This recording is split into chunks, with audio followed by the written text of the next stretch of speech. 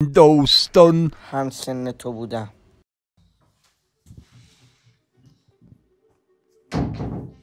جان این چیه؟ فندک. میدونم فندکه، تو جیب تو چی کار میکنه؟ پایش سیگارم روشن میکنم دیگه پدر جان. میدونستی من هم سن تو بودم نمیدونستم این چی هستن؟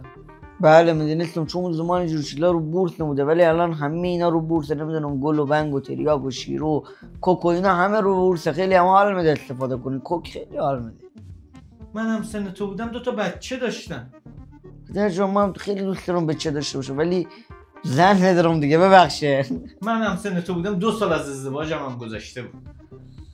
من خیلی دوست داشتم ازدواج کنم، ولی شما شاهد بودی. ما رفتیم خواستگاری، گفتن ما دختر با آدمی بیکار نمیدیم، برو با کار بیا. احسنت. من هم سن تو بودم 2 شیفت کار میکرد.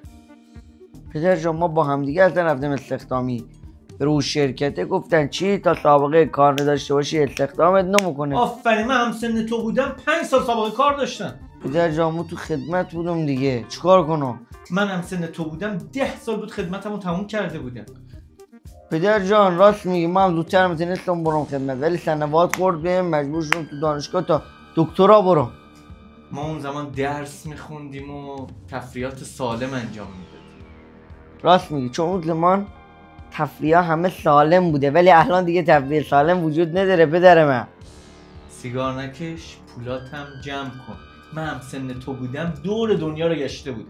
پدر جان با قیمت دلار الان شما تا شمال هم نمیتونی بری، هر چقدر پول جمع کنی. دلار مگه الان چنده؟ 80 تومن. 80؟ بله الان یک پیغام دیگه آمد، بذار نگاه کنم. دلار شد 81 تومن. سیگار داری؟ بله. یه نخ به من بده. خدمت شما. 2 نخ بردا. 2 نخ بردا. نه 2 نخ بردا. تعارف بکنی. برو اتاق دود میه. برو بیرون پدر جان. چه گیرای کقی میده به مایی پدر ما.